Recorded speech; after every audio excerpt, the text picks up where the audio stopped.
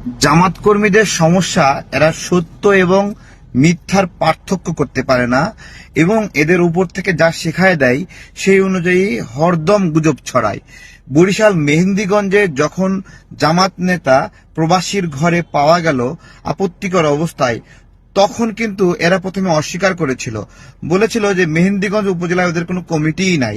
পরবর্তীতে যখন আমরা ডকুমেন্টস গুলো দেখালাম তখনও তারা মানে না এবং এটাকে তারা আমার দেশ পত্রিকার মতো করে একটা পেজ খুলে সেইখানে এই বট বাহিনী ছড়িয়ে দিল এটা হলো ছাত্রদল নেতা। তো এইটা হলো একটা বাস্তবতা। পরবর্তীতে তারা স্বীকার করেছিল যে এইটা আসলে তাদের লোক এবং বহিষ্কার করেছিল।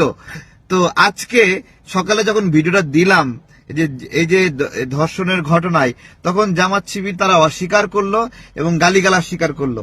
তো যারা গালি দিয়েছিল তাদেরকে বলছি, যদি ঘটনা মিথ্যা হয় তাহলে আজকে এভাবে বহিষ্কার করলো কেন এখন? সুতরাং এই যে বহিষ্কার করলো এর দ্বারা প্রমাণিত হলো আমরা যে তথ্যগুলো দিয়েছিলাম এগুলো সত্য। আমি আজকে জামাতের ভাই বন্ধু শিবিরের যারা তোমরা আছো তোমাদেরকে একটা কথা বলি, তোমাদের ভুল হতে পারে না, ভুল হতে পারে, কিন্তু এরকম আচরণ কেন করো যে তোমরা এইরকম না?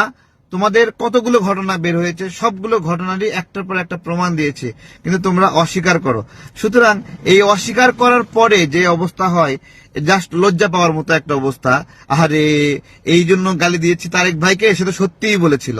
দর্শক, ধৈর্য সহকারে সম্পূর্ণ ভিডিওটি দেখলেন। ভিডিওটি কেমন হলো অবশ্যই জানাবেন এবং চ্যানেলটি সাবস্ক্রাইব করবেন অবশ্যই।